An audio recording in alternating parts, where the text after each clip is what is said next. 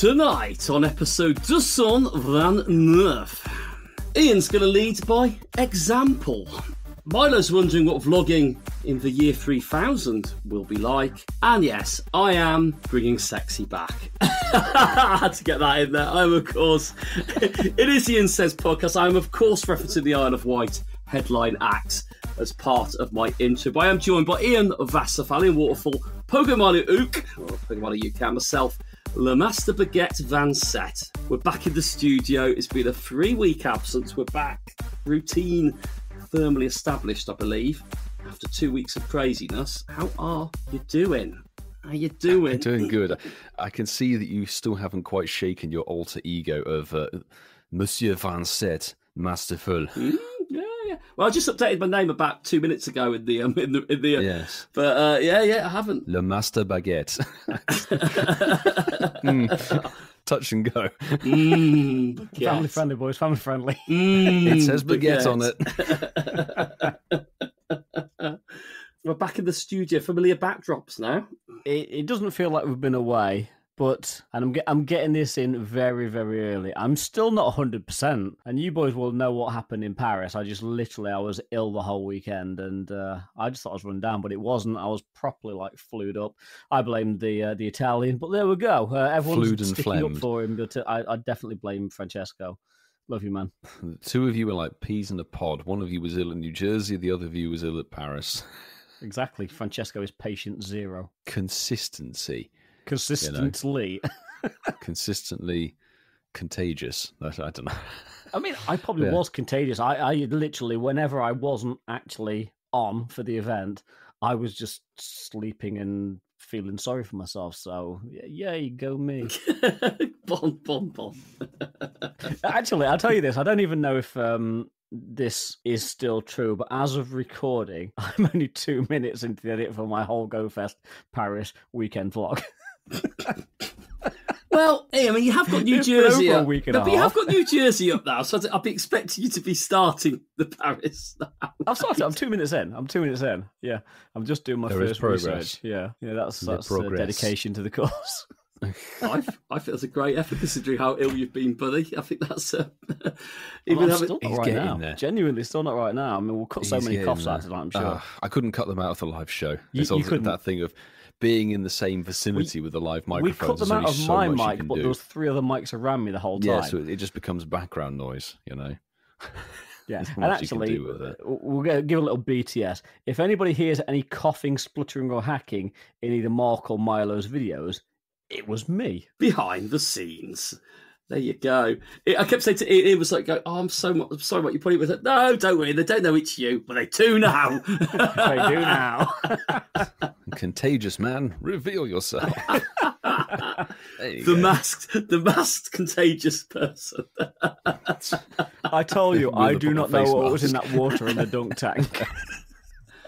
I think we can bring it all back to that, Ian, now. I think when we look back at everything and we look at the trail of events and the timeline, I think the dunk tank was the start of it all.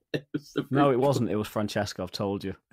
But he didn't get in the dunk tank. No, but he was ill before Jersey. Unless he gobbed in it before he jumped in. Imagine, look at the chat. Francesco saying, I blame the water in the dunk tank. The dunk tank. That was severely more disgusting than any Italian's cold or whatever he had. Well, I don't know. Are you saying that Rachel really dirtied the water that badly?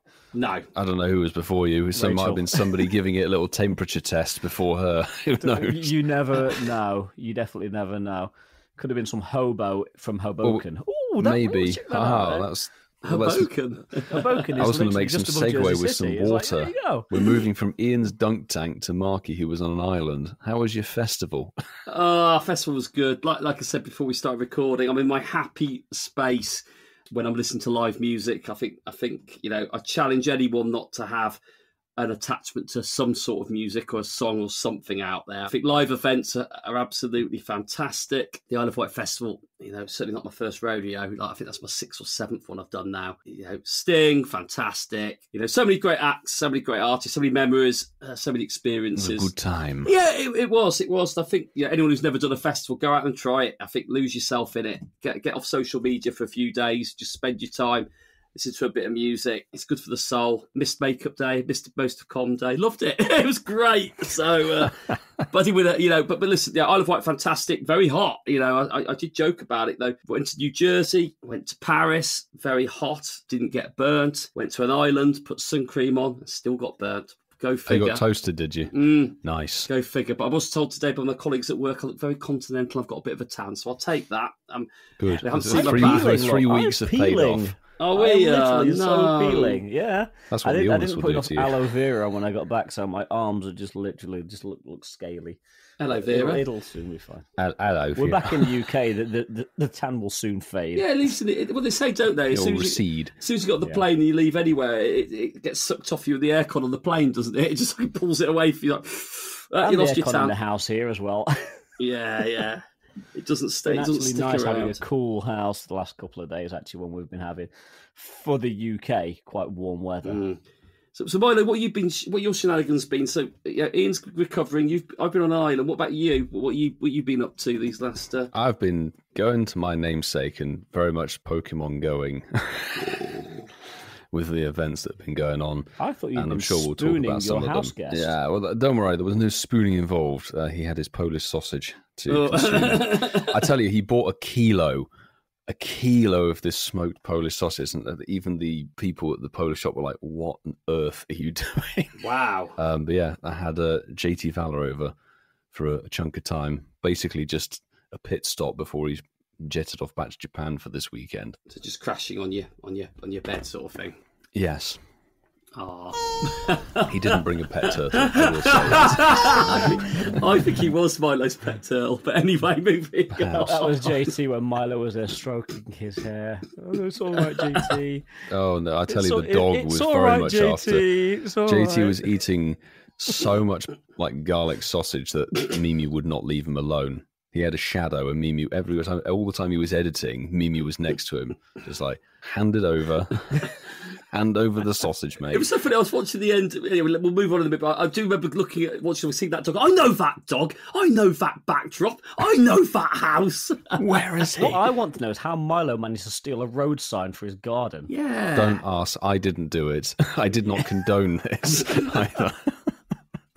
And in the words of Shaggy, it wasn't me. And It really wasn't me. Milo. We know what goes down there stays down there. Yeah, But if anyway, Wild work, west if of you London. work on the roads and You're want missing your a sign right back. turn sign. You can't have it back. there we go. Well, we're back. We're back in the studio. That's an insight into what we've been up to for the last few days as we depart. Oh, that was a satisfying sound. Oh, that was nice. Ian, what was that? Me opening a can of, not sponsored, Coca-Cola. I was going to say, hashtag if only we Hashtag were if sponsored by only. them. That was a satisfying noise, mate. That's what happens when it's properly refrigerated. Oh. Anyway, I've lost my... How do you unproperly refrigerate a drink? Don't put it in the fridge. You do put it in the Well, fridge. that's Best not served refrigerating. chilled. Best served chilled. So, oh no, boys. I forgot my fridge is an oven. You put it on top of the fridge, Milo. Maybe that's why you did. I missed. Who said unrefrigerated? I thought you wanted to drink tepid. Moving on. But anyway, we are back. So everybody who's stuck with us for the live shows, we have a little bit more normality on this show, which again is 229. Throw down those incenses. Slap on the incense, boys. It's time to go. Oh, Zoe, bless you. Big news as well. Oh, yeah. Congratulations. Zoe. Yeah, congratulations, Zoe. Congratulations to you and Alan, by the way. Massive congrats. I want to see a new trainer account set up for little Laddo in the next few months once things have settled down and get him to level 40 before you know it. So, yeah, congratulations. But no, that is the sort of start of the show where we ask you to drop your incenses. And if you do get something good whilst listening to the podcast with your daily incense on, please share that with us using our world famous hashtag Shiners of the Week. Could you clarify the spelling? I sure can. It's SHINIESOFTHEWEEK. You can, of course, do that on our social media platforms on X, Threads, Instagram, Discord, Campfire, Blue Sky. But yeah, there we go. There are some more traditional ways to contact the show. Ian, come on, lead by example, my man. Can you share with those the listeners? Thank you. Yes, that's right, Mark. You can go old school by using our email, which is contact@incensepodcast.com. Or if you really want to send us a voice message on our WhatsApp direct number, that number is +44 759 269 5696. Voice messages, please, not text. But Ian does love to read them. Love it. Yeah, well, we've about. Well, I say we're going to jump into Pokemon Go goodness, but look at the first bit we're going to talk about. We'll let the jury's out for that. But yes, we're jumping into the show, and we're going to start with a current event which is going on in the game as we speak. We've got an event called the Ancients Recovered event. I had a sanity check the other day when I was away, saw this event had started. Saw some people posting Regis with ridiculously low CPs, and I went, okay, so Regis are in the wild then. And then obviously that wasn't the case. It was no, people are raiding for them. Wow, okay. The Regis are back, and we're raiding for them, in essence. So, yay. Yay. But there is a fancy background, obviously. So, but I like the infinite loop you seem to be on where you can keep doing loads of raids to get an encounter with another one with a different background. But anyway, I don't want to spoil the surprises. Guys, what have we been doing with this? Have we been playing it? Have we realised what it is before we've gone too deep into it? Or are we still chasing some shinies from the raid rotations that are out at the moment with all the Regis? I mean, should we let Milo go first, because I think he's probably going to do a deep dive on it, isn't he? Do you think? Or do you want to... Well, let Milo talk, then I'll just go, yes. No, in fact, no, Ian, you go first, because I know. I'll go last. You go first, because I know Milo won't say yes after that. Go on, Ian. Go And on. this event I find mostly underwhelming, but it's the Regis at the end of the day. I do have to confess that I've been receiving raid invites, as we all have, and I've been jumping into raid invites, which I'm sure we all have as well. I saw that, Vasa. Good boy, Vas. Good boy. I know. So it started when the event started, and I thought, oh yeah, jump into a Reggie Steel, that's fine, yes, nice shiny if I get one. Didn't get one. Then somebody sent me a Reg Ice, thanks Molly, and I kind of jumped into that one, and then a couple of Reggie Rocks came through, and actually out of 3 Reggie Rock raids, got 2 Reggie Rock shinies and 1 with the background. Thank you, JT Gilly. Reggie Chock. And I've done 1 Reggie Lecky, and I'm waiting for Reggie Drago, because that is the only shiny I actually need out of the Reggies. And so far, haven't opened any of my timed research encounters, so I don't really know if there's anything good in there. I would suggest you or obviously it would be irrelevant by the time anybody is listening to this, but get on and do those encounters faster, because you get 6 rounds of that research. Oh, I'd better start. No, but this is the loop. This is the infinite loop, Ian. It's not infinite. Trust me, it's not infinite. 6 is infinite when it comes to Regis. I'm not being funny. That's 6. It's a lot. 6, 12, 36 Reggie raids. It's quite a lot. That's too much. But What just did bear Milo in do after mind, breakfast, Mark? Seriously. I'll remind you guys, as I was reminded very recently on one of my comments, it's like, you don't have to raid the Reggies. You could raid the level 1s. And I looked around and saw an Aron. I'm like, no. No chance in hell. If we're going to raid anything, I'm not pleased with having to raid Reggie Rock, Reg Ice, and Reggie Steel again. But I'd rather raid those for a chance for shiny background than raid an Aron. I agree with that. Patient Zero was raiding Shadow Lapras. There you go. People will be chasing the Shadow Shinies, from the raids, which is entirely fair enough. It's been advertised as a raid event, obviously. It's like the raids leading up to Global GOFests. And I wanted to get the research done because I saw that we were getting really ridiculous CPs of Reggies. Some people have had level 1 shinies, which is just jokes. So it's something a bit different. And got mine done. I got the Reggie Alecki shiny with the background from the free research, which I was most ecstatic about because that's my favourite. I like that one. Did you go 6 times at trying to get it then, Milo? Was that your... No, because I was like, the background drop rate was appalling, particularly on the Monday, and I was like, I don't want a remote for these raids, so I was doing the local ones I had dotted around and doing a few of those, and the background drop rate was really bad, as I said. I don't know about anybody else, but it just wasn't, maybe my Monday wasn't good. So I thought, okay, I'm going to go through and get one of each of the Reggies from the free research, which is assuming you do the 36 raids, which isn't free.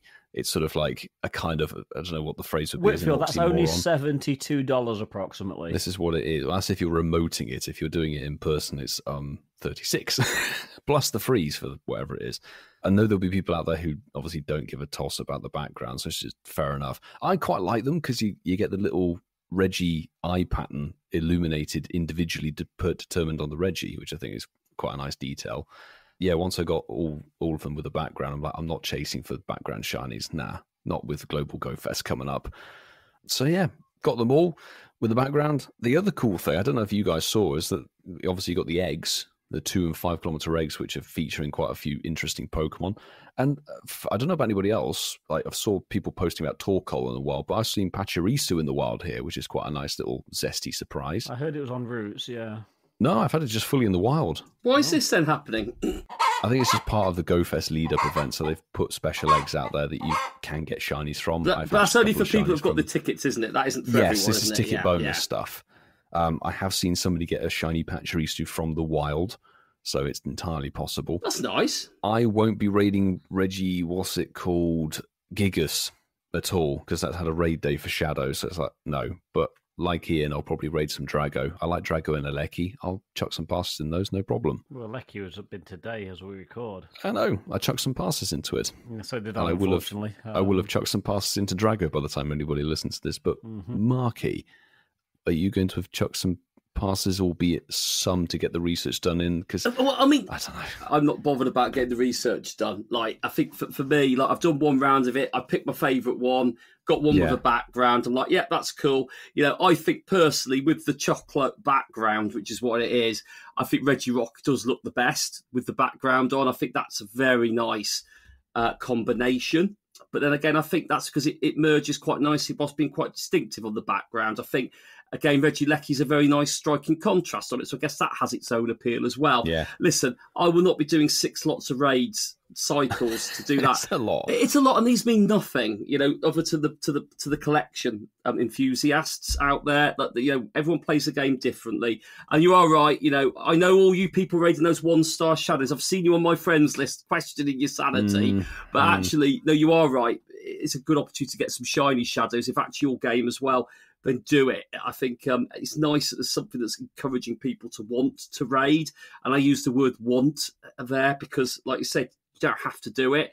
I think my fear on this is just going to be a recycle of Pokemon that are probably, you rate the Thunderous with its backgrounds and Tornadoes with their backgrounds, and they're all going to have their backgrounds. And everything will have a background. It's the same Pokemon. The background means nothing, but aesthetically, I understand why people might want to collect them. And I think if the artists that we met in Paris indirectly have got anything to go by, they've got some amazing ideas coming up for new designs. And actually, we have said in the past, the better they get, actually, then there's probably a little bit more value in them. But no, I did one round of them, didn't get anything good, didn't get anything shiny. I've got all the shiny Regis, so I don't need anything from them. I was very lucky to get Drago and Ellie when they came out. Everyone play it how they want to play it. I think it's nice having something like this to get those orange buttons on the bottom of your screens flashing up again, sending invites. People are, I feel quite excited for them overall, certainly from a friends list perspective. So that's good, isn't it? They're going to like the low CP ones from the research lines. I think they're quite fun, aren't they? They're different, isn't it? Because can you imagine? I mean, we all did obviously Hoenn Tour and then Sinnoh Tour, where you got the Regis from research, or if I can't remember if it was Shadow Regis or something, but you get them from research. You go, unless you PvP, these are terrible. I don't care. In the bin you go. That's my ethos. Yeah. So I was like, oh, cool. I got a level 1 Registeel that will go nowhere, but it's just going to stay as a level 1. It's quite unique and fun. And are all these in the research based 2-star, are they, with random CPs? So you're not going to get 0 They're star. all 10, 10, 10. Oh, brilliant. So you could get a level 1 hundo potentially then on these. Oh, wow. Yeah, definitely. And there were some new moves on the Pokemon as well. More specifically, Regieleki and Regidrago got brand new moves. I don't know how good or bad it makes them, but it looked like quite powerful nuke moves, which is interesting. I don't know, maybe it's a baguette thing, but hey. Anything that brings a Newcomb's move into the game, I think that's a Newcomb's move for a baguette. We did go to our social medias, didn't we, boys? Of course. Let's spread the love, guys. Let's all read some comments between us and share with our listeners what the thoughts have been on this. Because I say that there's 2 responses, so we'll fight. There you go. Do you want to do them both? I'll do them both. May as well. And I think. we did put a post out. I love the GIF on it with all the Reggies there because they are good designs. We said the Ancients Recovered event is live in just about all time zones. Are you enjoying the new catch cards, the increased remote raids, the unlocked active bonuses, the time research, legendary giants? What are your thoughts? Well, Pavnoko's put all of the above. Truly loving this event and simultaneously watching my bank account empty. Well, that is unfortunately what kind of happens with these events. You don't get Reggie adding credit to your bank account, us featuring in an event like this. That'd be handy. Is that a Gen 10 Reggie? It might be. Reggie Banky, maybe. Oh my God. And this little logo dots are shaped like a pound note or the equivalent currency symbol wherever you are in the world. And Susan C on her has put probably. Great. There we go. Yeah. There we go. Fantastic. But I think it's safe to say it's got a mixed review, and I think everyone's finding some sort of level to play it, which is fun. But we are going to go into some news though that's dropped, and this is the first bit of news we're going to speak about on this show of 229. It is. It's the news. We've got a Pokemon GO 9-year birthday event, mate. Boys, another year has passed. Another year has passed. Another party hat. Pretty much. Compared to last year, automatically looking at what's available, this is better. Get rid of Squirtle. What was it, Squirtle? I think it was Squirtle. Focus, something along those lines. Or Wartortle, one of the two. But we've got ourselves the lovely party hat Bulbasaur that looks like it can now be evolved. And Gimmighoul. Yes. It's a special Gimmighoul, though. It's not the tiny regular Gimmighoul. Little 9. I mean, Gimmighoul's already microscopic on the game. You're just trying to look at what's that 9 on the back of the coin? It's like, do you know, Ian will know where I'm coming from, because it was on the Big Bang Theory when they get like a little snowflake and you crystallise it. But you know the whole thing about like micro lasering on like the tip of a pin almost. It feels like that's Gimmighoul with a 9 on, doesn't it? It is. Absolutely yeah, microscopic. because you're not going to see that on the Gimmighoul, are you? Because, let's be honest, it's tiny. And just trust it's there. That the Pokemon Go team have actually put the 9 on it. So, guys, I mean, I'm going to ask you this very quickly. Have you got your Gimmighoul Dex entries yet? Because I haven't. I still don't have a Gimmighoul. So I'm sure Milo and I have both got Gold Eggo. Ooh. No, I haven't evolved mine. Have you not? Ooh. Nah. All mine are rubbish. Ian, not completed it, mate. Not completed it, mate. Not completed. I'm waiting for a good one or a lucky, and when it comes down to lucky trades, you think, why on earth would I lucky trade a Gimmighoul? But now there might be a reason to, yes. Because it looks like Gimmighoul is going to be shiny, boys. Does it? For this one. Oh. Yeah. It does say if you're lucky, you may encounter a shiny one. Actually, on the article, but I think a lot of people probably didn't pick up on that, to be fair. No, I didn't. It's because it's a tiny asterisk and then the up arrow. And there's multiple different things. But, boys, the event is running for almost a complete week. July the 1st, 10 a.m. your local time, through to Sunday, July the 6th at 8 p.m. your local time. So EV Comday Classic is kind of taking over some of the time of the event, but that's how it goes on the weekends. Classic probably isn't going to set a lot of people's appetites on fire. For me, you ain't got a choice, mate.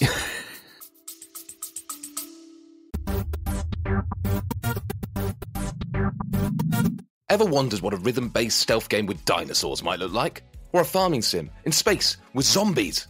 Welcome to the Gaming Blender podcast. I'm Matt, and with my co-host Scott, we take a random game genre and random game mechanics, blend them all up, and pitch wild, totally hypothetical games you've never heard of, and maybe shouldn't.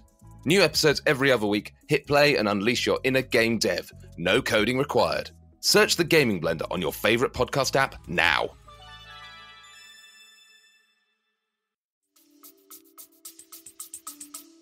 For me, for this event, the biggest win from it, I would say, is the increased chance of becoming lucky friends, because let's be honest, for people like you and Mark that don't really interact with people other than raids, it's a good chance to actually have an interaction and it be slightly more productive. Sorry, you're calling me a bad gifter again.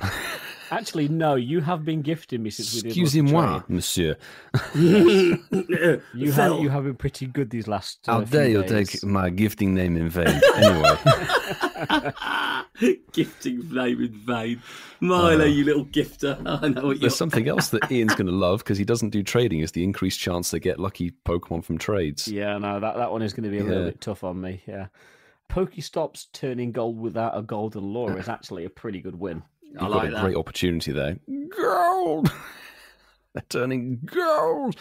I love the golden stops when they first came in the game. Do you remember that first time when they appeared? They were like never near your house. You went, oh, look at that. It looks... What is it? It's far in the distance. It's far in the distance. Oh, Well, if you spin one of those in the game, you can...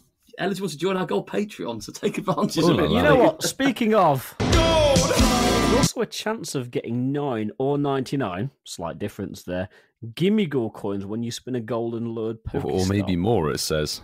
999 Gimme Go coins. Just imagine. Yeah. Would have been Gimme Goals though. Like, I know we're getting the one with the 9 on this, but for people that don't have the Switch, you know, this was a big part of it, obviously. Yeah.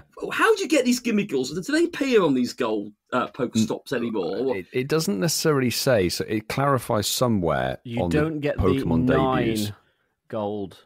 Yeah, so golden it will lure appear modules. off of golden lure modules, but you won't. You'll only get the 9 one as the free encounter. That won't be spawning from the lure modules. No, but the good thing is that field research tasks will deliver you Gimmighoul with the 9th anniversary coin on it if you're lucky. So it's going to be a rare field research encounter, which means you can pick it up from Pokestops. And do we think then that this can be evolved with the 9 into Galdenga? That is what we don't know. That's a good question. We have seen people ask the question, but as of recording, we haven't seen a confirmed answer. Because we've had that with costumes in the past, haven't we? And then certain ones have been released, haven't they, where you can evolve. And so all the party hat starters, you're going to be able to fully evolve those, knock yourselves out. Yeah, well, that's it. You can now evolve Bulbasaur up to Venusaur with the party hat, and you'll be able to find those in the wild, which is cool, along with other starters. So Bulbasaur, Charmander, and Squirtle, all in the wild encounters, which is lovely. Yeah. All can be shiny. And you know what? Some things people love, some things people hate. Now, this is another split event where the bonuses will vary depending on the day you're playing the game. So from the 1st of July to the 3rd of July, 10 a.m. to 10 a.m., you're going to get a half egg hatch distance when eggs are placed in incubators. The 3rd to the 5th is going to be like 2 times XP for catching. And then the 5th to the 6th, which will be 10 a.m. till 8 p.m., which is when the event finishes, will be 2 times Stardust. So I wonder if that's going to link up with the Conde as well, if it's running over the whole chunk of time. So you'll get double dust on your EV Conde Classic as well. The bonuses don't normally stack. I can't remember. Some infrequently they do, very infrequently. So I'm hoping this is one of those rare occasions. Oh, Eevee Conde, yeah. Actually, Marky, speaking of Eevee, your favourite raid tier is the only one that's mentioned. Yeah, it is. Actually. Oh, it is. Yes, it is very much so. 1-star raids, you are going to get Pikachu wearing the Kit Kat. And is it a red velvet? It might be, mate. It might be. You don't until you cut into it, unfortunately. Oh, nice. And then you have Eevee very much not wearing a K-Cat. Eevee's got the party hat on. Eevee is bringing the party to the 9th birthday celebration. But I think this genuinely, like, you know, looking at event bonuses, looking at things, backgrounds, we've spoken about all that. It looks like Gimmighoul can be also got for the ticket, which is $1.99, the paid time research. So that gives you a guaranteed encounter there. Look at those. They're devaluing these mushrooms, boys. I thought these were the golden item in this game. What, $1.99 gets you? God. Gets you. That's actually good value. It's worth buying the ticket. It is. I thought it was supposed to be £4 for a mushroom. Yeah. Thank you, Scopely. They didn't see the value in the mushroom. No. But yeah, it's better, isn't it, than 8? I think this is definitely 9. Looks like it's a better, light years better. Light years better, honestly. Well, it does, but that's not the only research that's going to be available, is it? Which will go alongside this event. No, you could have your wish granted with Shiny Jirachi. So obviously, if you didn't buy the Masterwork research, what was it for Hoenn Global? I think all those years ago in 2023. This is the whole thing of Pokemon Go recycling stuff, isn't it? It's come around again. It's like $5. And you get the chance to get your encounter, because you can't have this more than once, your Shiny Jirachi. Yeah, and you get some decent bonuses with it as well. 2 times incense duration, so we're loving that over here. And 2 times daily adventure incense duration, and 2 times lucky egg duration. That podcast will be hitting your platforms very soon. The Lucky Egg Podcast. The Lucky Egg Podcast. Lucky Egg Podcast. Jirachi's a lovely Pokemon, Steve, isn't it? Yeah, Shiny Jirachi. Love it. Absolutely. Love it. He's loving that right now. He get another one. Great. Yeah. No, he can't. And one final thing to add, boys. You know the whole thing with the Pokeballs being on the map and everything. You click on it, you may get an item, you may get a Pokemon. don't worry. Apparently, party hats are going to be in the wild. So you're going to be able to collect party hats for potential themed encounters or items. Well, yeah, it makes sense, doesn't it? If the hatted Pokemon in the event. Oh, I've tapped on my hat and it's turned into an apple. It's like you're clearing up after a mad New Year's Eve party. It's like, oh, he's going to collect all those party hats. Let's go. Absolutely. I think it's more like your cans of beer, I know you'd be clearing if it was your party. Wait for the 10-year anniversary. It's next year. It's coming. Click on this can of Stella. Clank. Yeah, exactly. Oh, dear. So, top line, boys, what do we reckon? Because this looks okay as far as anniversary events go. It definitely looks slightly better than last year. But I don't know, there's something about anniversary events that they never quite do it for me. They never seem big enough. And I don't know if just seeing Venusaur and Bulbasaur in the wild is quite enough, if I'm honest. I do agree with you on that, I do agree with you on that. That bit's underwhelming. That bit's just unfortunately just stuck in the game. Repeat. Yeah. Mm-hmm.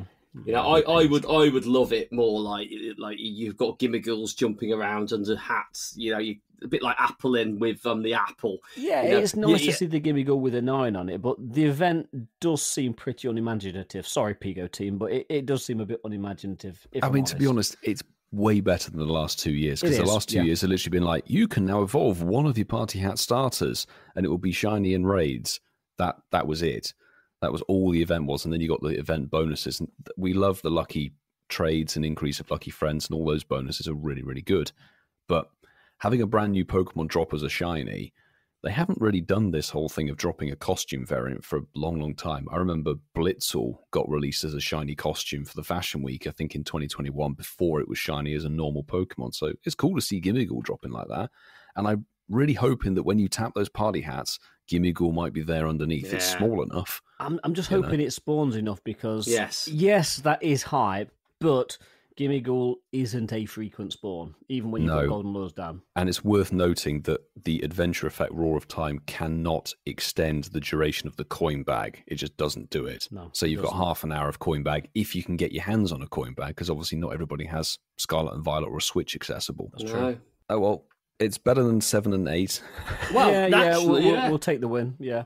As the numbers go up, maybe the event gets better. But yeah, that is the birthday event. Actually, Milo referenced Red Velvet Cake a second ago, which takes me back to... Actually, this is really true, but it's kind of... Catering. The three of us will get where we're going. Catering, it takes us back to Jersey, because in... sort of our backstage space, they actually had food out for us, and Milo's go-to was the red velvet cake. And I just remember wandering over to the table with a couple of red velvet cakes and go, "Oh, this is really good." I don't remember how many I actually had, I've got to be honest, but when there's cake on offer, I am there. So, yeah, I mean, it's a bit of a tenuous segue, but let's have a quick chat about, now we've had time to digest it, recover, recuperate, do Paris, recover, recuperate. Let's look back at our first GOFest of the year, which for us was New Jersey. It's wild. It was only, 2-3 weeks ago, and it already feels a bit like a lifetime. Yeah. It feels so long ago. But it was a really hype weekend, and I'm going to let Mark talk first, because he's going to tell everybody that it was his first time in America. Yeah. So over to you, Marky. Reminded me of Sting's song when I saw him on Friday night at the Isle of Wight. He's saying, "I'm an illegal alien. I'm an Englishman in New York." Perfectly. Perfect reference. In New York. Yeah, it was just an experience. It's the first time I've been on a plane in my adult life and been truly excited beyond imagination to where we were going. And I think the last time I can truly say that was when I went to Australia in my late 20s, not knowing what I was going to expect. Difference was I was doing that on my own back then. This just was so exciting, and the travel bit for me was phenomenal. And I made an honest promise to myself that I was going to sleep very little out there. I did fear the jet lag and wonder how it was going to work, but I think my excitement, enthusiasm, and want to be awake for as much of my time out there worked in my advantage, bizarrely, because I slept very few hours when we were out there, and I'm pleased I didn't. I'm pleased I did what I did, and I safely say that I've done more in the time we were out there than even I'd hoped to have done. I think that was testament to you guys being around me and making sure we could make it happen somehow, but also, us all just sort of really embracing and saving a lot of those moments together and doing it together. But I look back on it as probably my most enjoyable travel experience for the best part of 15 years in my life, and that was just, I look back on the vlogs and I can still see those moments in my eyes where I'm like completely overwhelmed by it, but I'm as excited about it, and that was just getting there. That was just getting off the plane and getting to Central Station. Shout out to Virgin Atlantic and their service. It was good, wasn't it? It was, yeah, it was phenomenal. Like, you know what, I love Virgin Atlantic, and I didn't get to fly with them this time. Thanks to Patient Zero, but there we go. That's another story. I do love Virgin Atlantic. Their service is second to none, and yeah. The phrase that I kept hearing from Milo, and I didn't realise it at the time, because that's what you get when you fly transatlantic, and I'm going, what? Another beer? Yeah, another food. Virgin Atlantic really look after you. It's not like British Airways where you get like 3 drinks in 9 hours. I kept saying to Milo, do we have to pay for these? He goes, no, it's all part of it. And the girl comes from and goes, do you want a second one as well? Just so you've got a couple. I'm like, yeah, all right then. I can't remember if we said it on the actual New Jersey show when we were over there recording, but the fact that Mark and I, we lucked out on this flight at this sort of random time in the afternoon, and there was barely anybody on it. We had the whole back row to ourselves. There was nobody really around us. So they clearly had spares. And they're just going around like, yeah, we've got to probably get rid of the items. Do you want another beer? Yeah, sure, absolutely.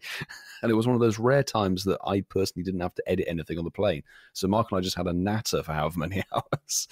We were playing like the games here, like on the back. And I know we spoke about it.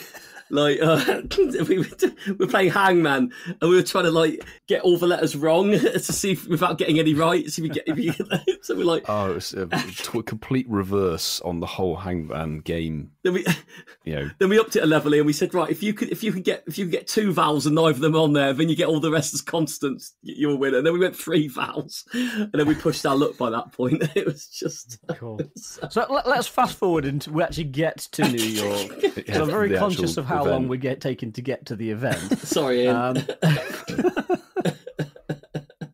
It was big, wasn't it? In terms of like, we're talking about the event, aren't we now? Seriously, like it was. We were like the collective, the 5 of us. We were notable for the first time ever in our career of producing, presenting, releasing, sharing this podcast.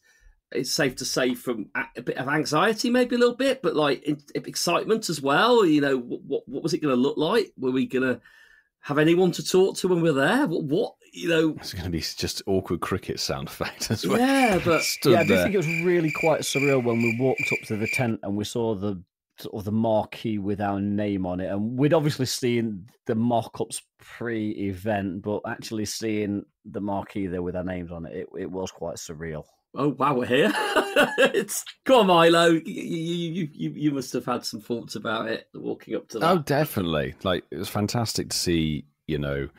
The recognition. Obviously, we had a constant stream of lovely people coming up to chat to us, and plenty who hung around, and many of whom you may have heard on the actual live show, giving their shinies of the week, which is kind of what we like to do, get the peeps featured. Definitely sort of surreal. Wasn't expecting as many people to rock up as they did. No. But anybody did rock up on the Friday, Saturday, Sunday. Thank you so very much for coming to chat to us. It was genuinely an enormous pleasure. It was good numbers, actually, to be fair. Well, it was good numbers. We were certainly this Friday, the Saturday, Sunday was obviously the weather wasn't great, but Friday, Saturday, we weren't really sat still with nothing to do. We were busy the entire time. Yeah. We do have to apologise. Marky and I weren't present for the Sunday, obviously, because we had our flight out. So when you were having the meet and greet, him and I were currently like at JFK. Yeah, it was like hurriedly trying to not miss our flight. Oh, it was an interesting journey home, let's just say. Gameplay-wise, it was immensely fun to get out and about again, do the early raids, go and explore a different different section of Manhattan, shall we say, to start with, certainly on the Friday, and to visit a couple new places, because I was sort of like just going around with Marky. Marky had this idea of where he wanted to go, and I was like, hell yeah, as long as I can raid and catch stuff on the way, I'm game. And it was an immensely fun, jam-packed, intense 3 days. But that's what a GOFest is you can play it however you like. I personally like to just make the most of the hours that God gives every day on those events. Like, if I have to sleep minimally, like Marky said, I will do. I can sleep on the plane home. We're a long time able to sleep, aren't we? I think that's the beauty of the city experience now with these modern GOFests, as we've said, that it just allows you to do that. And we certainly shared it a little bit on the live show we were out there. I think that is a massive game changer now with GoFest events. You've got plenty of time to do what you want, play it how you want. The venue was stunning. The park, we had our sort of reflections on it. We did speak about it in real time, but they listened and they sort of did improve the game park experience as the event went on. Yeah, so you know what? I think nothing more really needs to be said about that. Real effort on the sections, the parts of it, the biomes. The map was a godsend. It was so clear which biome was which biome. You gone are the days at Berlin a couple of years ago where spawns would puff off the map when you tapped them because they were in between biomes. 22, yeah. This was just proper. I think, where Ian was doing his dunk tank, which we talked about it, for great cause, but it was in a proper carnival. You went in there and it was part of a carnival. It wasn't just a dunk tank sat there on itself out of place. It was part of a thematic. And I think they did that very well in New Jersey. The views, though, guys, I mean, they were stunning, weren't they? Yeah. The backdrop of Manhattan behind the park definitely was. Totally agree. And then you've got Manhattan one side and you kind of look to the other side and you've got the Statue It's that thing of, I'd say the backdrops IRL from the event were better than the backdrops you were getting in game from your Zacien Center. Undoubtedly. It's like, come on, we could have had the Statue of Liberty would have been amazing on the backgrounds of your Zacien Salmon Centers for those catches, but it is what it is. We got a fantastic bit of scenery to look at as you're wandering around. I know we said it on the live show itself, but the park, significant upgrade from Randall's Island, which is really nice to see. Agreed. Still work to do on it, but to be honest, you can't really go wrong with having a flat, open, empty space and then building on top of it, because then you can make the event as event thematic as you want it to be. You're not having to kind of wiggle around construction. Because that was the biggest thing you guys said to me about Randall's Island, wasn't it? It was just like in development, wasn't it? Years was not good. It's no secret. I've been saying this for the last 5 years. I live for these live events. For me, this is what Pokemon Go is. It's not chasing Imagine Your Creature on the phone. It is about going to these IRL places, seeing the community naturally, spending time and absorbing it. So I loved it. But I've said this before. I love New York. I mean, the park was brilliant. And I think we said it on the live show. This was the first IRL Go Fest that the five of us have all been at since London together. And for me, it would have been nice to have Sue and Francesco a little bit closer to us. But logistics are logistics. However, I love the fact that we were all there. It was such a great vibe. And without elaborating, the bar that we went to on the Friday night was just a great night. Yeah, Ian enjoyed himself thoroughly. Not just me, I'll have you know. No, it was good food, good vibes. It's a solid start to the weekend. Let's just say that set the weekend. It could have been a better night, but I'm not going to elaborate. Yeah, it was a party. Yeah, it was a party, wasn't it? It was a good party. It was a good weekend, and I've got to say, I mean, we'll talk about Paris a little bit later on, but I think, from my point of view, for this season's GoFests, Jersey can't be topped. I agree on a lot of things on that, I'd say as well. We'll talk about Paris, like you said, a bit later on in the show, but I think let's go to the venue we were there, like the facilities. It was just like a different level, wasn't it? I mean, that was different level, wasn't it? It was like a wedding venue. Think we've ever had, and this isn't flexing, but we've never had a back of house hospitality area that has matched this level of. It was quite luxurious.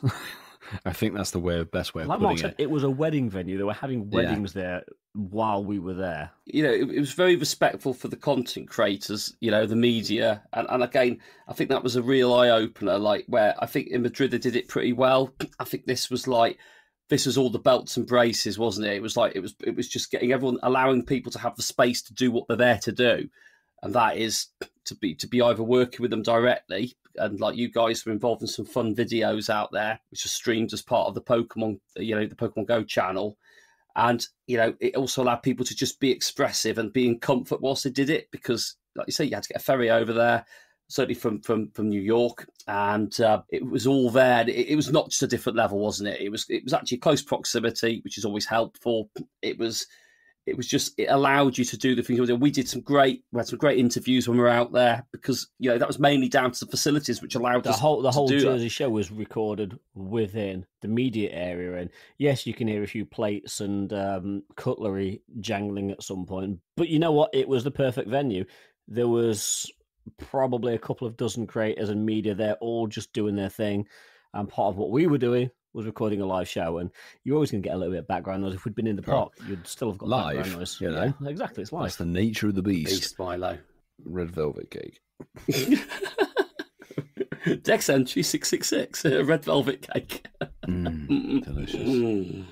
But whilst we've been out, certainly reviewing New Jersey, I should say, our listeners have also been using our WhatsApp messages facility to get in touch. So I believe we've got a couple of messages, Ian. Yes, we have. And the first message we've got up is actually one which should have featured on our live New Jersey show. However, due to technical reasons, it didn't. But it's here tonight. It's Mark's bestie, Ash. Hello, Incense Podcast. So bad, this lol. is Ash, or So Bad Lol. Hope you're all doing well. I haven't sent a voice note for a while, so I thought I would send you a voice note, send you a voice message, and submit my shinies of the week while I'm at it. Even though it's not a shiny, it's pretty damn good. Smoke moment has to be incoming. shown off, basically. If you've seen Mark's socials recently, you might know what's coming, but there's a little story to go with it, so I thought I would share it with you guys. So yeah, old Masterful27, Marky boy, sent me a message. He was like, Ash, do you want to meet up, go for a drink, play some Pokemon, chill out? And I was like, yeah, that sounds amazing. I'm up for that. So we met up in our little town. We went to our finest coffee shop. Yeah. I bought Mark a drink of coffee, obviously. And we went and sat down in the corner. It was quite busy, but we went and sat in the corner. So luckily enough, there was quite a few Pokestops. So we lured it all up. We joined a party Cafe Nero, by the way. just to help Mark with some of his challenges. And yeah, we just had a bit of fun and chilled out. And then yeah, Mark was like, "Ooh, let's do some trades." And I was like, "Yeah, that's a good idea." I was like, "What do you want to do?" And we sat thinking for a bit. And he's like, "I want to do something spicy." And we wasn't lucky friends. And before my eyes, Mark opened up his friends list. And he went down to me and he opened a gift to try and see if we got lucky. So he does do it, guys. Yeah, maybe with you, Ash. Yeah, we didn't go lucky. So I was like, what should we do? It's like, we don't want to kind of like roll stuff that's not lucky. So we just thinking for a bit. And then Mark again came up with the genius idea of doing something old to force a lucky. That's what he's Genius. these ideas. So I was like, mate, that is amazing. Let's do it. So I fired up a trade, and I put in a Pokemon from 2017, and Mark put in a Cubfu, now that they are tradable. So it was like, yes, let's do it. So we traded it. It went lucky, and we were happy with that. And then I did the appraisal, and my jaw just hit the floor. And Mark obviously saw my reaction, and he was like, what? Oh my God, what? And then I just showed him my phone screen. I couldn't even speak. I showed him my phone screen, and then his jaw hit the floor. And then we both kind of like wanted to cheer and scream really loudly. It's like coffee shop, quite a lot of people. So we were just kind of like squealing like little schoolgirls in the corner, like trying not to make a scene. But yeah, it was a lucky hundo Cubfu. So yeah, you're welcome with that. Thank you very much, Mark. I did say that I would repay the favor. So we said, do you know what? Because this is before the new season, we can only do one special trade a day. I was like, mate, let's meet up tomorrow. You trade me something old. I'll give you one of my Cubfus. I'll pay back the favor. So yeah, that was the plan. And then the next day we met up in a Morrison's car park. Yep. The classiest places, and fired up the trade screen. Mark put in something gold. I went to put in my Cubfu, and it said, "The person you're trading with is fool today." And Mark's face, it was such a picture. He did a trade earlier on that day, so he forgot all about it, so he couldn't get his Cubfu. So yeah, it's just a funny story I share with you guys. Mark, I'm waiting for the trade, mate. Like I say, hopefully we're going to meet up at some point and do it, and I can repay back the favor. But yeah, also just wanted to say well done for all of you for becoming notable trainers. It's about time you've been recognized for all your hard work. Really, really happy for you guys. And yeah, I'll talk to you soon. Well, later, guys. I can actually update the story because we get the ending. We get the ending now, and I like what Ash has done there. So yeah, Cafe Nero. For anyone who didn't hear it the first time round, we don't go to Costa, Ian. Come on now. I've seen you with Costa mugs. I do like a Costa, to be fair, but yeah, Cafe Nero, and we did meet the next night. Same car park, Morrison's. We've got a bit of a theme going there. Ash in his van in the corner, me parking up and walking over to him. I don't know what people were thinking, but we did do this trade that we tried to basically repeat it again. Yeah. So I traded Ash a 2016 Pokemon, and he traded me one of his, we had 3 Cubfoos by that point, one of his tradable Cubfoos back to me. Yes. We did the trade, and it went lucky again. Hey. Nice. So that was a result. And the only thing it then matched on was it has a 15 attack. After that, it just no. So I got a 3-star, better Cubfoo than before, which is lucky. 15, 12, 13 on its IVs. So I think we're going to do the trick again. As we said, it was all the random things that aligned. We weren't lucky friends. We forced it. It went lucky. It went a hundo. And at the time we posted it on X, nobody else had one of those. You know, there were hundo Cubfoos. I remember you mentioning it on the show several weeks ago, probably a month ago at this point. Which, exactly, it's all those extra measures and all that. But yeah, he got a lot of love on X for it. He's had nearly 500 people like it still on X. And it's had I'm not surprised. But he's got some luck, that boy. We know it's like him, don't we, with other people's luck, don't we? I give good stuff. I never get good stuff. But you know what? That's just because I'm. You've had a schlunder this week from me. What are you talking about? Yeah, like 3 years ago. Yes. And anyway, not frequently enough, I think is what Ian's saying. He was one a year. Moving on.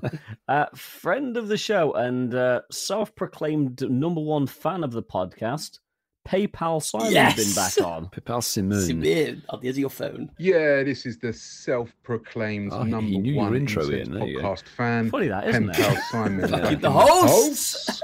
I had a genuine question for you guys. So, with Global GOFest approaching, my top priority these days, I think, is to go for the legendaries and fuse them, or whatever it's called, and max them out.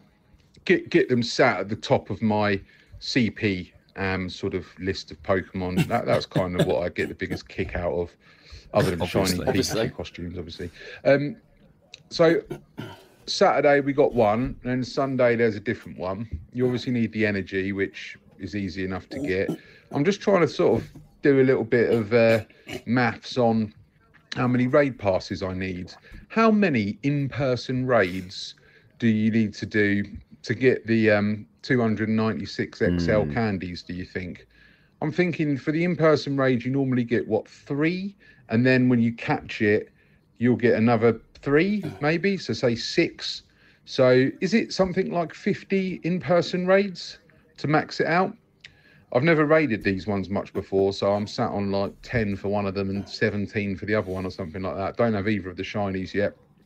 But yeah, with a spawn pool that mainly consists of Pokemon who've had their com days already, I'm just going to raid. I'm going to raid and get those beautiful hundos maxed out at the top of my CP limit. Also, the IV thing, that's exciting, isn't it? to put an extra IV or 2 on any of my Pokemon. That seems like a bit of a fool's endeavour, really. Yeah, don't know about that. Also, I was watching Daxy's content from Paris, and all of yours, of course, and noticed your former compadre in the videos. What has he done? We didn't want to mention hair. Deary me. It's regulation, that is. Oh, well, that was the message. That was the end of the message. There we go. Yeah. Simone de Pepal, thank you very much for sending that in, as always. I think because of the GoFest global bonuses, you get boosted XL from catching the raid bosses. And if you drop the right tier 3 mega, you can get up to 6 when you catch it. So it shouldn't be as many raids as you think to get the 296 XL candy, hopefully. And I think you'll get, like, it's a bit like Kyurem, you'll get, 90 energy or 100 energy or something like that per raid. So hopefully not too many. Yeah, I think raids required. More. How many candies is going to need to max it? Yeah, I don't think it'll be 50 raids, but because if you run the right mega, you should be able to get a decent chunk of XL candy per raid. I guess on the note of that, the gold bottle cap and how it's actually going to work, everyone's a bit like, I'm not paying 20 quid for this. Like, it's not just the gold bottle cap you're going to get, but think how many raids or how many posts you've seen from people saying, I've done over 1,000 legendaries of this thing. You can just do one raid. And you do one raid or one shiny or one mythical, and then you take it to a hundo or a shundo for 20 quid or $20. And you think, compared to what you might have to do with RNG on raids, yes, you could roll the lucky trinket or a lucky friend trade with the 9th year anniversary. Yeah, but unless event. you're Ash, you're not going to get the shundo. Yeah, exactly. You're very unlikely to win on that one. So this is guaranteeing something. I think, honestly, for 20 quid, it's not the worst value in the world, considering what you can put into this game. Let's call a spade a spade. $20 is still not cheap, but in context of how much you would spend to get your shundo, it's not bad, but it's still not. Let's be honest, it's still not cheap. $20, it's not 20 cheap, quid is but still it's not slightly cheap. less of two evils, maybe. I mean, if they start giving you the option to get one of these a season, it's easy money for them, isn't it? It's like, another 20 quid, another 20. You're buying the research. You've still got to get to level 100 as well, so you've still got to you do get all the rewards, work. the encounters, the items, and everything with it. So that adds up, I guess. Maybe. But each their own. I mean, we've not talked about gold bottle caps on the show yet. This is the first time we've actually mentioned them because they weren't official beforehand. And, I won't be buying it.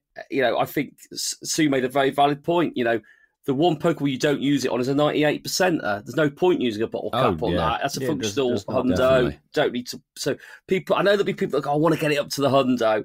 But listen, if I was inclined to spend £20 to get it, I'd just get a shundo Swaddle. That would be my end goal. That's the dream. That is the dream, But unfortunately, I haven't got one that's anywhere near one, so I'd have to work a bit harder to get it there, which is part of the charm. You've got 365 days to exactly actually get it to where you want it to be. So, but does it get the 4-star? Does it, or do you not get the red 4 stars? Basically, there's like a dumbbell by it, so you know that you've actually worked. Yeah, you'll know what you've done. It's been trained. Yeah. I know at least one of the challenges is give out at least one Lundo cub food to Ash. Yeah, that's one of the challenges you have to complete. I've already done that, so I've missed my boat. Well, yeah, good luck. So it'd be called a fake hundo. Is that what they're going to start naming them when they're fake shundos in? It'll still take it to the 100% IV, but it's still never going to match a pure shundo or a pure hundo. No, it won't. It won't. It's one of those things like, do you really care? If it means that much to you, then don't get it. You don't have to buy the item. Well, that's the thing. And you know, there's people with all of these shiny 98s, like Mark said, wait until they release, or if they release a silver bottle cap, because there's no point wasting the one. Yeah. You really, really do want to be using the when that gets released. Yes. Well, they're here. They've landed in the game, haven't they? So they are here, boys. But you know what? I think it's time for a little bit more. It is. It's the news. But there we go. That is the part 2 of the news.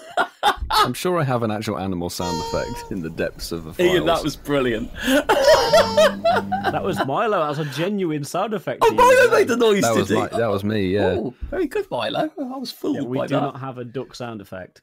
We can do very soon. No, we can't. I keep telling Francesca I'm adding no more animal sounds to this message board. We're not Animal Farm. I'm going to be deleting them soon. We've got too many. No! Too many, boys. Too many. Anyway, go on, Ian. Quaxley is going to be July's community. You'll have seen the teaser, then the very next day, the announcement. Yeah, Quaxley. Little duck Pokemon, as Milo did his little Daffy Duck impression. Doesn't sound quite as good the second time around. No, it's a little bit dead. I'll be clipping the first one and putting it in. But, clip it in. Yeah, Clip it, Milo. Guys, you'll be able to go Quackers on Sunday, July the 20th from 2 to 5 p.m.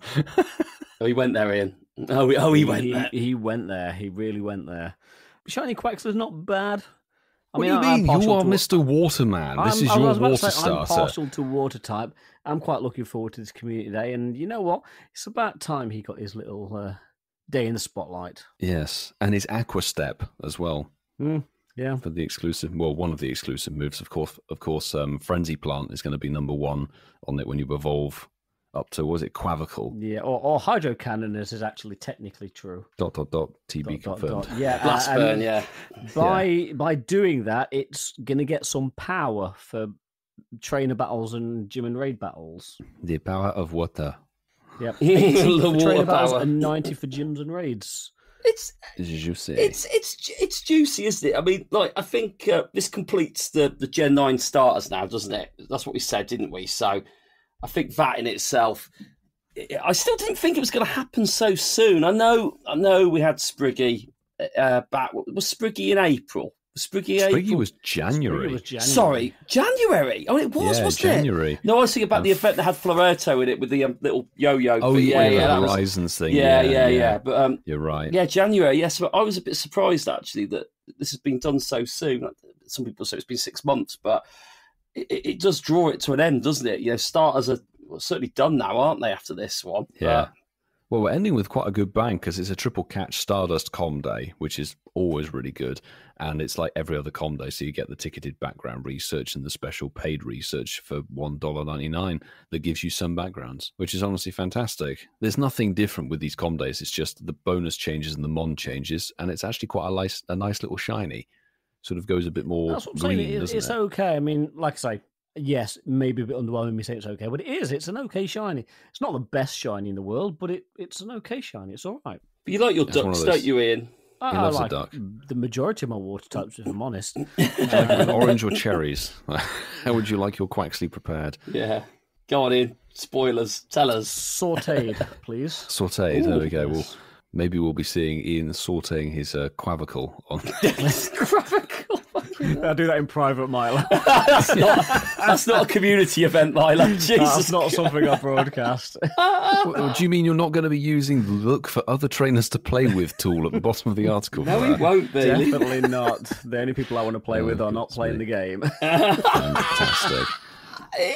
While Ian is probably doing that in solo, he may be doing his 3 special trades you'll get for that window of time, and those bonuses will, or quite a lot of those bonuses will last until 10 p.m. on the day, which is lovely. I like that again, and I do think it's a decent little. It takes away. I remember those days like you do Condig, right? You know, you had an hour afterwards, didn't you? Wasn't it usually, or was it? Yeah, it's like if you didn't do your revolves, you were properly stuffed. Yeah, absolutely.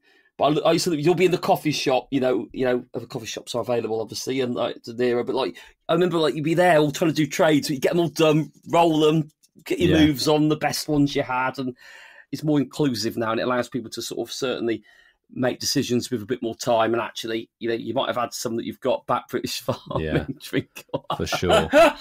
Definitely. I have that sticker as well somewhere, Ian. We actually, sidebar, but we actually do need to do our annual trip to the farm shop soon.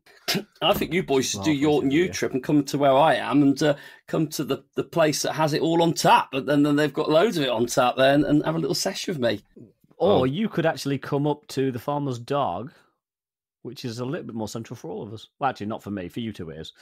Well, maybe we'll find out a little bit more in this episode because there's somewhere on tap here, around the corner. Yes. But we've been there before. We have been there before, and it's jolly good. But something else that was jolly good was Paris GOFest. We've dove back into New Jersey. Paris obviously was, 2 weeks ago. Was it 2 weeks ago? 1 week ago? Honestly, literally 2 weeks ago. And I personally enjoyed it. I can't really pick the two GOFests apart because they were both, very different experiences. Obviously, New Jersey / New York, I've been there personally 3 times. Paris was brand new as a place to play, and I thoroughly enjoyed myself. So, I don't know, what were some of your highlights looking back on it, Marky? Because you hadn't been to Paris for donkey's years, much like myself. Yeah, look, Ian's never been. You hadn't been for a lifetime. I'd not been for a couple of lifetimes. It felt like it was new experiences for all of us. I think you look at Paris and take it into 2 different sections, really. One's the city, and two's the place it was. And I think, one thing that was certainly apparent was Paris is a busy city. If you want to get anywhere by road, it's slow. We know that. It's and the park that we were staying It's nearby. funny you say that. You can navigate around New York quicker than you can navigate around Paris. Crazy, isn't it? Absolutely. Even in like an Uber or a cab, it's just Paris is just terrible, and nobody in Paris can drive. No, but they don't. They just don't know how to, do they? That's just. What do you mean?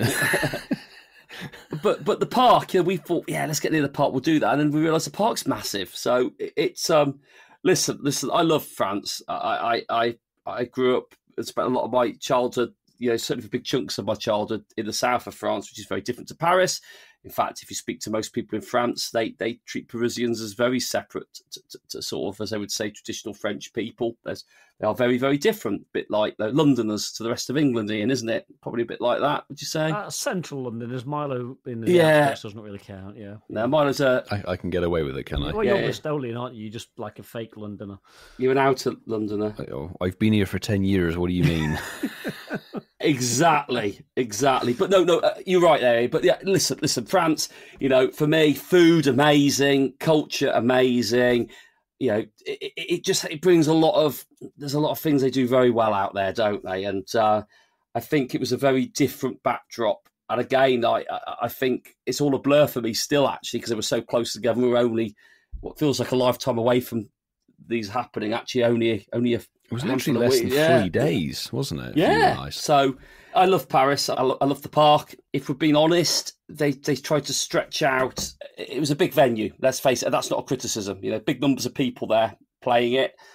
But I do think that the park was perfect for playing. You had nice areas of shade, nice areas you could walk around. We talked about that a little bit on the live show. But I think, the one thing it did feel a bit like, it felt like they plonked a bit of GOFest into a big park in terms of the visual things that you could do. It reminded me of, and I say this with love, it reminds me like when you live in a town and they've got a green and they have a local event on and they have about 8 tents in the middle of a big old field. It feels quite stretched out and it feels quite, you have like a central point of each bit as opposed to going into an experience. But the park was beautiful, and we won't talk about the leaders there. I think they need to never be spoken about again.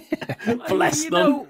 When you order something off of Temu, you're going to get something very, very basic and not like what you're expecting. These statues, off Temu, and had a very turbulent transport, shall we say, perhaps. Oh, didn't they? Bless them. You know what? Yeah. I'll go as far as to say they were worse than the volcano that was used for 3 events in a row. The volcano at least looked like a volcano.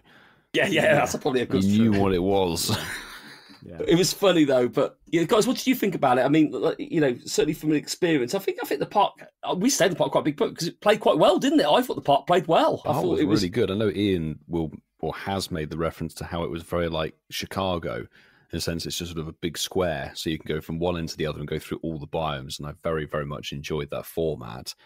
And I agree, obviously, with what Marky said, that thematically maybe there was less Pokemon Go stuff featured. There was still a decent amount, but nowhere near as good as New Jersey. But the immersion wasn't there. I mean, don't get me wrong, I'm not slating the Paris event. It was a good event. The Pokemon Go team did a really good job with it.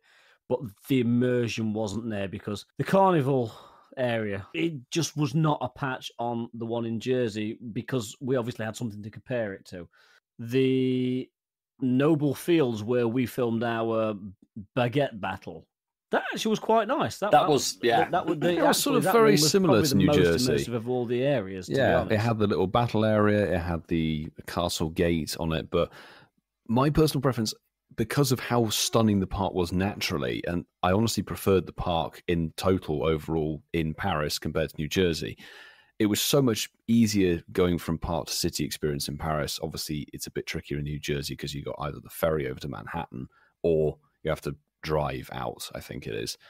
But the park itself was so picturesque. It really, really made it feel like a big event for me anyway. You had the chateau, you had the beautiful gardens and everything like that. It didn't necessarily need too much thematic stuff being chucked in there, whereas New Jersey really benefited hugely from having those stuff. Jersey, yes. Yeah, but it really needed those tents.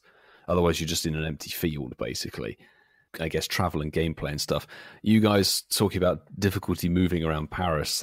I was jumping on the metro constantly, and with a little travel app, and that was incredibly easy and simple. And maybe it's just me having done the London Underground, but it was very easy to go from one place to the next and jumping through to the Luxembourg Park or up to the Eiffel Tower. Only a few trains were occasionally going in the wrong direction. I found myself going somewhere else, but we move and we learn in our lives. I really enjoyed the city experience. Where the park was, and I don't know if you guys experienced this, the south of Paris was really pretty. We had the park, where we were staying, each of us, very, very pretty, good amount of lovely places to go and eat. When it came to Sunday morning and shuffling the accommodation, we drove through the north of Paris, and that's where you suddenly start to see, oh yes, this place looks a little bit like South London, I guess. A bit like a dump. This is the thing. We keep going on about how beautiful Paris is. And don't get me wrong, it's just very picturesque parts of Paris. Don't go to the north, trust. But you know me, I don't pull back any shots. Paris is just like any large metropolitan city in that, yes, there's really gorgeous areas of the city. Yes. But there's also areas you do not want to be in. Absolutely. Yes, exactly. You are right. It's like any big city. There's good and bad. Absolutely. Yeah. Absolutely. Travel through the bad as quickly as we could to get back into the good area.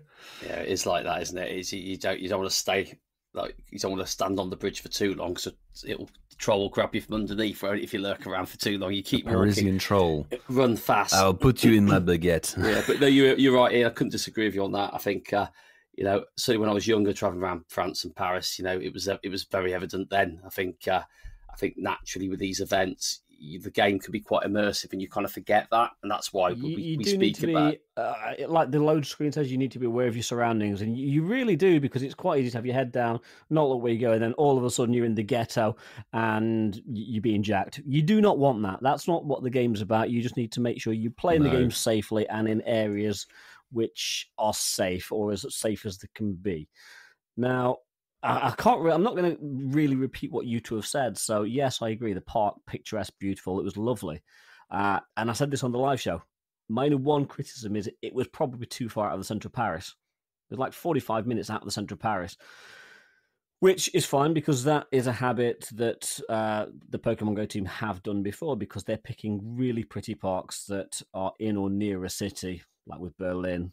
Luckily with Chicago, Seattle, most of the American ones, they're pretty central, but a lot of the European ones, the parks are not really where you would expect them to be. My experience was somewhat different to yours in that anyone that was close to me for the weekend will know I was very ill for the whole weekend. Were you really? Yes. You've never mentioned and it. I took a lot of flack from you guys about the fact I wasn't playing the game as much as you, but you know what? When you're feeling a little bit under the weather, shall we say, your first priority isn't, I'm going to play this game for 8 hours. No, solid. your priority was putting sun cream on and not getting burnt, Ian. I remember that. Yes, it was, Mark. That's it, Ian. Yes, it was definitely that. Yes. Yes. But all in all, both GOFests, they had pros and cons. Both were really good events. I enjoyed Paris, but for me, my heart's got to be in New York City. I'm the pseudo-American of the three of us. So, but that's not taking anything away from Paris. Let's be honest. In Paris, we weren't notable, but we actually did do a few things for the PGO team, which may or may not be out when this actually drops. But we were very much included by the team there, and again, thank you to them for asking us to help out with these things. Yes. Yeah, absolutely. Yeah. And I couldn't say that. Jolly good fun on the Sunday. No, I couldn't say any better than that. And I would say big shout out to Couple of Gaming, big shout out to Awesome Adam, big shout out to Dax. And we can't mention Paris without having our founding fourth member with us. It was great, Coops. Our boy in Ginger. Yeah, no. I think like our reaction, I think we all were genuinely very excited, and the energy was there, and it was lovely, and I think it was just nice, and I think what it was nice to actually have Coop sit down with us again for the first time in a year and a half and just chew the fat and not be too preoccupied by the fact that Daxi was like 5 or 6 meters away from him. No, but he had done his best to protect his boy from Baguette. Yes, so, yeah. Thanks, guys, for getting involved with possibly the most silly thing ever filmed at a GoFest. And that 2-minute video did take us probably an hour, about 45 minutes to record. What was staged? Yeah. 2-minute video. There's 11 minutes of raw footage, which was put up on Patreon. So anybody who's a member of, I think we put it to everybody. Or if you're Patreon, not a member of the Patreon, you can join it because there's a lot of footage that we edited down to a 2-minute video. Yes, I think there's 11 whole minutes. That was fun. It just captured what our thought process was, and we started it in New York when we found the Paris baguette store there, and it translated to. We were very much, as creators, we are all very, this was not scripted.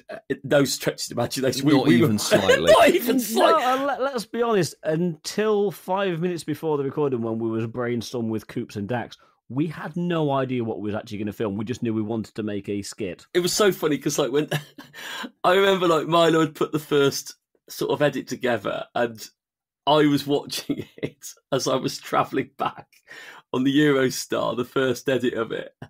I was in hysterics. I was going, oh God! And there's 3 little scenes in it which I found hilarious.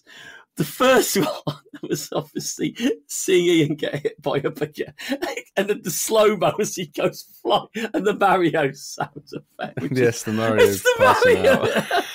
And then it's the carnage of Daxi as he goes down. You see a baguette. Obviously, I throw a baguette at him, but then after he's gone, he's dying. Another baguette gets thrown at his midriff. Well, that was continuity. I actually did that to follow on, but it was edited. It was just they hit him. It's just this little tiny slab of baguette. Bang. I just loved it. And please go check it out because I think as the boys it is on said, YouTube. So if you've not seen the video, it's on YouTube. It's actually on Instagram. It's everywhere. It's everywhere. Well, It's YouTube, Instagram, X. Watch it on YouTube because honestly, guys, we need the watch time. And if you've not already done so, subscribe to the Incense Podcast YouTube channel because we're trying to get to 1,000 subscribers and we're 2/3 of the way there. So, por favore. Yeah, por favore. Do it, please. Thank you. Anyway, going from a sparkling gem of a skit to some sparkling shinies that you may have got in the last week or so. Shinies of the week. Oh, yes, our favourite section of the show. And boy, oh boy, have we got some good stuff coming straight on in. Actually relating to the Ancients Recovered event. Shout out to the Discord and our silver hi-ho silver jobby. Edinburgh 666, a.k.a. Xander Van Driese, got super lucky yesterday with the unintentional or accidental Pachirisu wild spawns. This was the 5th one I found in the wild, and it's a shiny Pachirisu, but it's obviously a shiny Dex as well. Didn't get it from wherever it was Sinotaur, much like myself. Managed to pull it in from those apparently accidental wild spawns, so huge congratulations, dude. That's I think they were accidental, and I believe they are now patched, unfortunately. Patched Iritsu. And yet, moving on from that one, which is great shiny, well done, Edinburgh. We've got a shiny of the week here from HBoss97YT. And said, gentlemen, hope all is good in the hood. Got some bangers this week. Shiny Shadow Gibble, the Giblet. Nice. Shortly after, a Nimble. And to finish, got a juicy 93% shiny with a background on Community Day. Also loving the content from y'all. That's and then he also said, I also got this little juicer earlier, and it's the shiny Shadow Horsey. Nice. Damn, 2 Shadow shinies. Yeah, lots of good shinies there. Well done, man. Well done indeed. We've got one here on X from Caroline Cumming. Thank you, Caroline, for messaging us at Incense Podcast. Random raid from a friend down under came good. Yeah, this Reggie Alecki was caught on the 24th of June. Today, as we're recording the show, around Norlane, Victoria, Australia. It's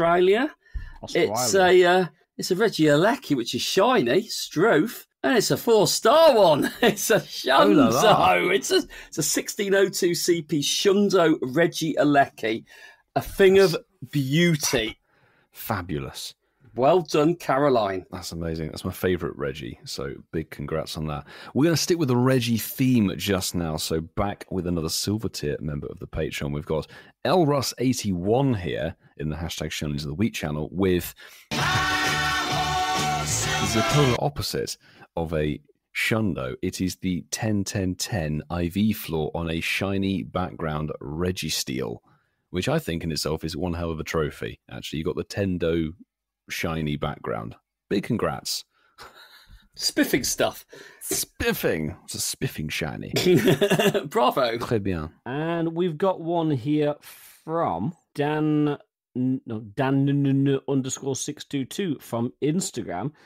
And he got, this was 89 weeks ago, actually. That's He got something actually, good. I'll shout it out. 89 weeks ago, so on October the 7th, 2023. Dan, if you're still listening, we're getting around to your shine of the week. It is hashtag Shines of the Week. Got this absolute stunner, and it was the Pikachu with the Detective Pikachu hat. Shiny. Nice. Nice. That's a good throwback. Love that. Is that the rarest one? That's the. I think that's when the event came back. Yeah. Oh, did it? When it came back intentionally as shiny. Yeah. That was from October 2023. Well, GG's, Dan. Well done, Dan. I hope you're still listening. Yeah. We'll talk about someone that we're hoping is still listening. We've got someone who's just started their journey with us. Jamie at Jamie Gaming 2 has put, still catching up listening to the At Incense podcast. Got to the hashtag Shines of the Week section on episode 23. Jamie, wow. I mean, we've changed a lot. If you get to this point, I hope you're still with us. At the exact same time, I got this on my incense. Shiny coughing for the win. Well done, Jamie. New listener, nice. Starting the journey with us and using the hashtag. That's all the things that we stand by. Well done, mate. Well done indeed. Episode 23 now. He's into the Riverside about 200 years. weeks you'll hear this, or 206 weeks you'll hear this one. Well done, Jamie, yeah. Absolutely. It's nice to get a little influx of shines. There are other ones, and we encourage you keep sending them out using that hashtag. And you know what? If we've missed them this week, we might get around to them in 2.5 years. Exactly. Do you know what? Particularly from Instagram. Do you know what made me laughing? When you went Instagram, my ears went, what was one on Instagram? And you're like, yeah. That one was actually stuck in requests. Somebody actually sent it to us as a DM, and I just found it in requests today. Well, we've got it. It's been we've aired. Today. Yeah, thank you. Yeah, thank you, everybody. Well, there we go. So if you're planning on sending them in, do that. But talk about planning, and that's a very awful segue, but we'll take it nonetheless. We're talking about the next GOFest, part of our trilogies. I know this is part of the quad, if anyone has done Osaka as well. But Global GOFest will be very much into day 2 when this show drops, as you listen to it. But I just think, a lot of news has been released. I think we'll talk a bit about the Ultra Unlocks, which usually come after a Global. I think that's quite exciting. Hell yeah. But guys, what are we doing for Global GOFest? Because I think, we've been certainly chatting a little bit over the last few days. I think, Ian, you're swinging a golf club, aren't you? Is that right? No, I'm not swinging a golf club, but unfortunately, due to, say, work commitments, I am unable to participate with you two and Francesco down in Ealing for the Global GOFest. I will be playing probably 2 to 3 hours of it on Saturday morning before I have to go to Celtic Manor for a work event. And then on Sunday, I'll probably get another 2 to 3 hours in the afternoon when I return. That's Wales, isn't it, Celtic Manor? It's just as you come in, is it? Yeah. I was going to say, it sounds like a standard game day for you. Anyway, Milo. Celtic Manor's stunning. When I used to commute into Wales quite a lot, I drive past it on the right hand side. You certainly see the Red Dragon onto the lead, but it is a stunning venue. And I'd just like to say before we move on, not everybody has to grind every single minute out of every single day out of the whole event. People play the game how they want to. I advocate for. I said those very same words earlier in this episode. You enjoy. But you can't. People probably in the same boat as you cannot help their schedules. Maybe they can do one day, maybe we can do a couple of hours. This is the first time since we've been making the podcast where a work commitment has actually clashed with a big event. It's for you, Ian. Absolutely. Rather it clashes with Global than one of the actual big international events. So, you know what, you've got to take the rough with the smooth. Well, that's it. You've done New Jersey and Paris. So those of us who have travelled to these live events, Global is sort of a wrap-up, really. It's time to mop up and get your shinies that you're missing. Get on horseback and chase those slightly different Pikachu costumes that you get. Hopefully you guys who are listening to this episode are having a fantastic weekend, because Pikachu swapped its monocle for a pair of goggles. Yes. Yay. What? They're slightly different, different costume Pikachus. Pikachu from the live events to the global. It's literally like they've added an extra lens onto it. That's all it is. No, Marky, you're coming down to Ealing, aren't you? I'm easily led. I'm easily led. Yeah, I mean, for me, global's fun. There's a lot of pressure off playing them. Not that we had much pressure playing the events because we were balancing with other stuff around the ones we've done in person up to now. But I think the global event's quite nice. We'll be playing with people that have been to at least one of the events in person as well. So looking forward to it. Still got a few wants from it. I think that's healthy when you come into like a end of a GOFest season finale of an event. It is nice to still have things you want to chase, and I think maybe that's why I've done that with the Pikachus, just for people that are that way inclined. It gives everybody something new to chase. But yeah, there's loads of things I still need from it. So I say I won't be raiding heavily, but I've still got flipping 100 odd green passes left after both GOFests. We know exactly what you're going to do with those. Yeah, I just can't burn them, unfortunately. I can't burn them quick enough. So I thought I raided quite a bit when I was out there. So Depending on the boxes that you buy, that's the thing. Yeah, and the free passes you get per day, of course. We're definitely going to help you on that raid game, with the Crown, Shield and Sword, Zamazenta and Zacian. Very much looking forward to raiding those, getting the energies and the different Flabébés. We obviously had the white Flabébé for the IRL events, but you're going to get each of the different ones in different biomes, so we can get our blue ones, hopefully. Well, blue's a massive thing, isn't it? Blue's a massive chase. Yeah. APAC. That's what I'm really hoping for. I'd love one of those. But honestly, any shinies are good one, really. And just very much looking forward to playing the weekend. It should be really, really good fun. I've got to admit, I do have FOMO. I am not happy that I am missing out, but I'm sure you guys are going to have a fantastic time. So we'll do our best. You won't miss me, I guarantee it. I'm going to message you. I'm going to WhatsApp you at Celtic Manor. Interrupts his work. I would love it so much if he answers it and he's on hole number 7 playing golf. I'll be like, Ian. For start, I'm not playing golf. It's nothing to do with golf, unfortunately. It's just a conference venue. Well, I'll be getting my babies for you, Ian. If I get some white babies, I'll save them for you. Yeah, but no, it's going to be a good event. It's going to be amazing rounding out this year's GOFest season, which was a month. And then we're going to be leading into road trip come July. Yeah, very much so. But not just the road trip, because Marky mentioned there are ultra unlocks. This is kind of part of the course with the Global GOFest. The more hourly global challenges we complete, the more stuff we unlock compared to these different events.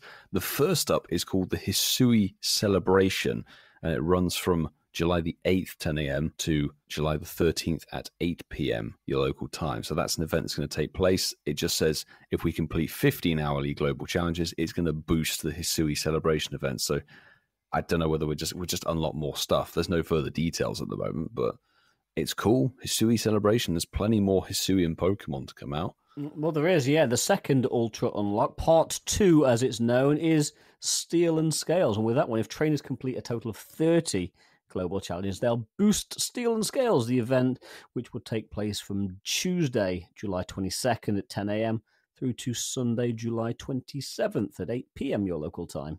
We remember when Shiny Todger was released as part of an Ultra Unlock. Those were fond memories. The third and final part of the Ultra Unlocks is called Origin Raid Day. I'm fairly sure a lot of us can put 2 and 2 together and get Dialga Palkia Origin form from that. If we complete 45 global challenges, remember these global challenges are incredibly simple to do. We just have to basically play the game. They'll boost the Origin Raid Day event, which is going to take place on Sunday, August the 10th. Now, also bear in mind, it's not just playing the game. I don't think in the life of Pokemon GO, an Ultra Unlock hasn't actually been unlocked. Yes, no matter how hard we've tried. Yes. There we go. Those are Ultra Unlocks. But another thing that's actually happened exclusively, I believe, in Japan is coming to Europe, boys. Have you seen this? It's coming to France, isn't it? It says the first time in Europe. They say first time coming to Europe. It's in France. It's actually back in Paris. Yes. It's back in Paris. It's called the Stamp Rally. Yeah. I don't know. What do you make of it? To be honest, I mean, what is the Stamp Rally? Well, you have to collect stamps across different iconic locations in this given city. And in this case, you need to evolve your Charmander into a Mega Charizard. Yay. That's worth travelling to Paris for, isn't it, boys? Fantastic. Yeah, it is. It is. Maybe, or maybe not. Yeah. I don't know. I'm not sure I'll bother with the Eurostar for that one, personally. You know what? I think I'll give this one a miss. If I was already in Paris, or if it was one in like London, for example, maybe. But I don't know if I want to travel to Paris on the 13th of September. Or the 14th.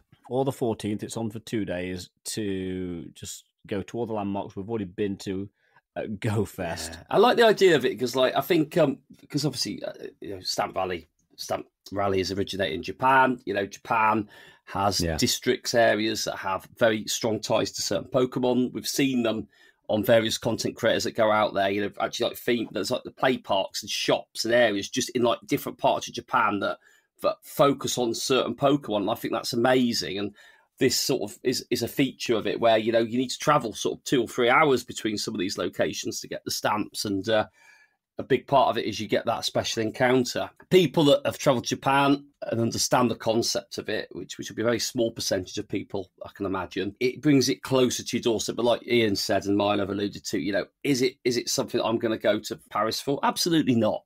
But if I lived in France and I'm sort of, that way inclined, I don't have to go on a very expensive train to get me there and back, and I can just drive there. But absolutely, I can imagine it be appealing. Like if this was in Manchester, I'd probably drive up to Manchester and give it a go. It depends what you want out of it, I guess. But, certainly from our perspective, being so close after holding a GOFest at a place, it probably loses quite a bit of its appeal as well because of that. But yeah, Paris really is being pushed because we've not only got this Mega Evolution event in Paris, there's going to be a road trip stop in Paris. And of course, we've just had GOFest in Paris.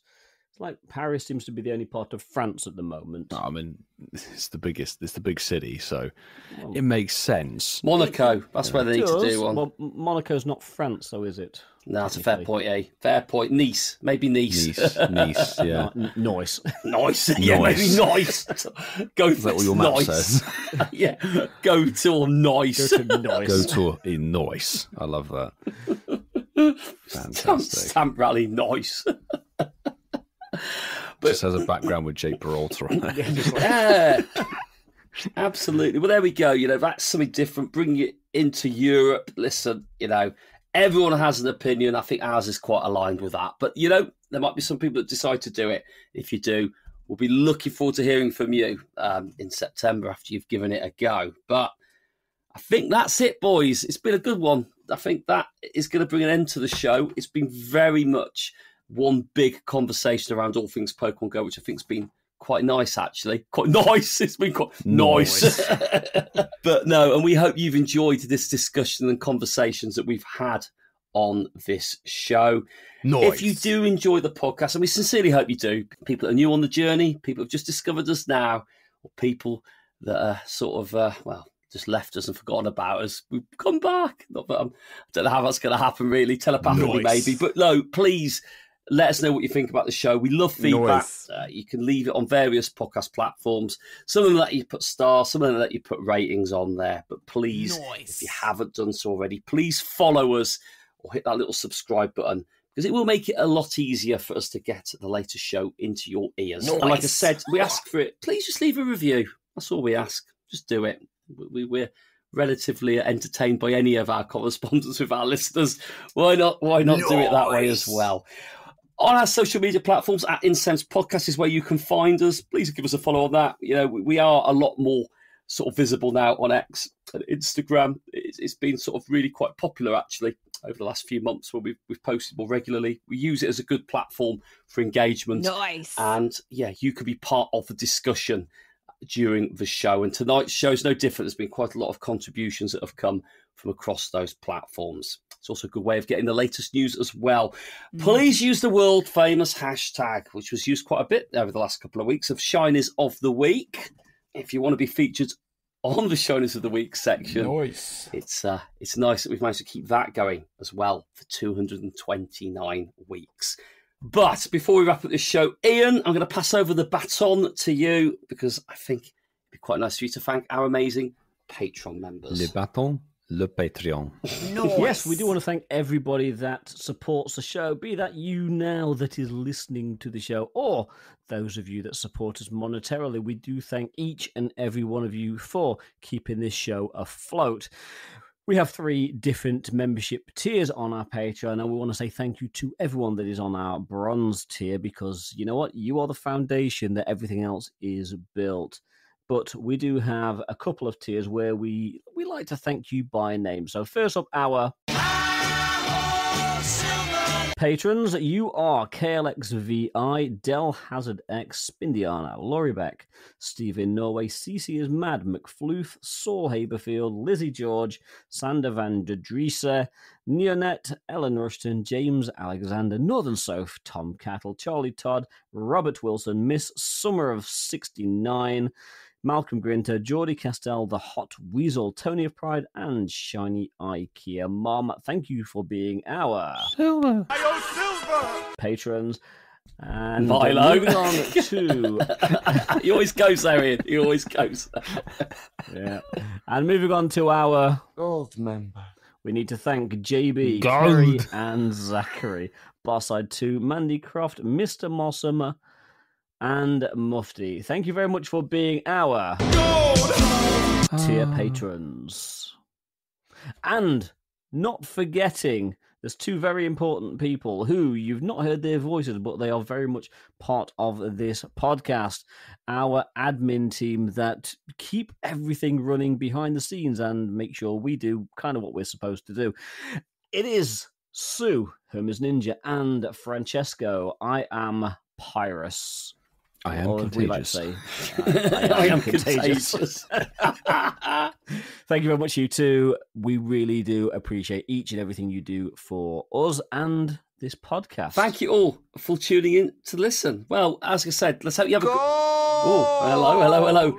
I just got a random background to Reggie Leckie, so that's a thing in the game. They're working. But I'm sure there's better news than that coming up in a minute. But yeah, oh my God. Yeah, good news. What? It just says Tuesday Spotlight Hour, July the 1st, to be confirmed. It's still to be It's confirmed. still to be confirmed. We have no idea We what don't know what it the is, Spotlight Hour is. what we're doing. There's no idea. But gentlemen, I have some très bien news. Oh, ¿qué? That's Spanish. ¿Qué? Vas? What? What the hell are you on about me? Sugar shoulder. The Max Monday coming up should be Le Shuckle. Oh, you know what you don't do with the shuckle? A word flock. Yes. You don't, yeah. You don't flockle with the With shuckle. shockle. Yeah. And apparently, Nice. Radar on Wednesday, July 2nd might be Cabalion. That might stay in, or it might not. Good news. Oh, wow. Good news. Good news. But there It doesn't have a background. Judging by a lot of my Regis, that's not uncommon. But anyway, thank you for tuning in. That is 229 done. And we will see you all next week.